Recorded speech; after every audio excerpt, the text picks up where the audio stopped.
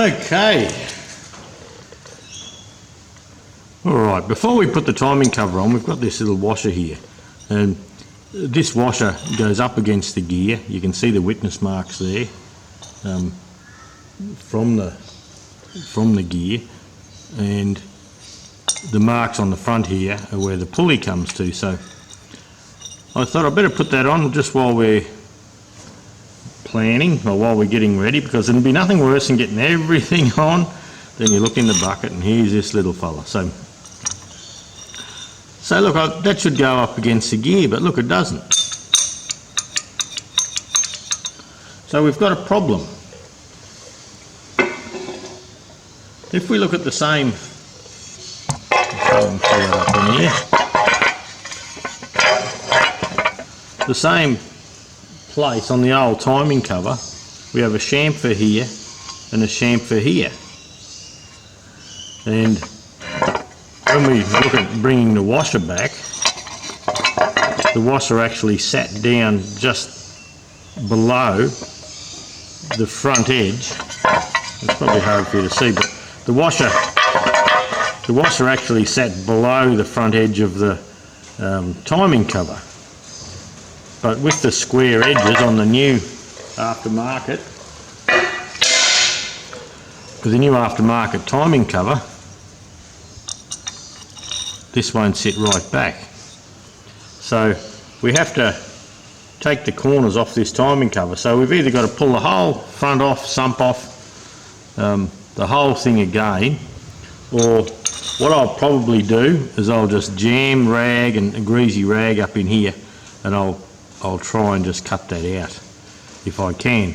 Just save doing the whole job again, but it's something I missed. I'd missed it.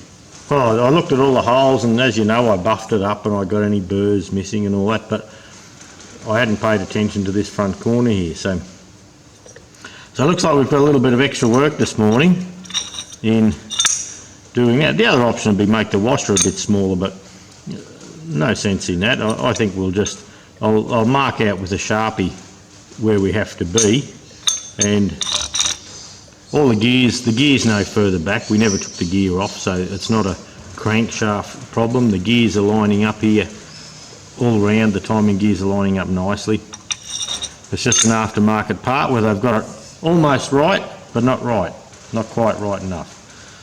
So leave me with it for a bit. I'll get ready to take some edges out of there.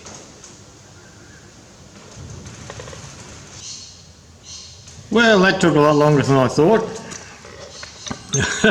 By the time I jammed rags in everywhere and cleaned up and all that, so look, I've chamfered these two edges now, and how I did it, I didn't film it, it was just too noisy, but how I did it, I brought a little air saw down in through the side here and down in through there, and then to make sure there was no little burrs and things like that there, I came in with the 3M buffing pads, and look, just dress the edges just a little bit just to see.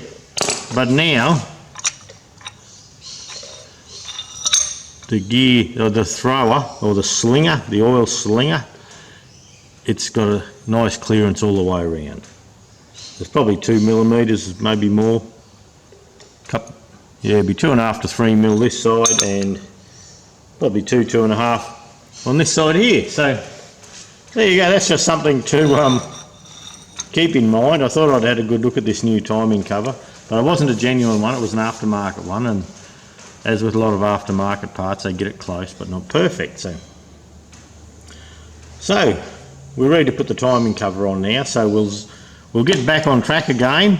And by the time I did that and I jammed rags in, and I had an air hose, I've blown I've washed all in behind the gears with a heap of rag down here so nothing went into the sump, and oh look, it was a big job. Anyway, we're back on track, let's continue on.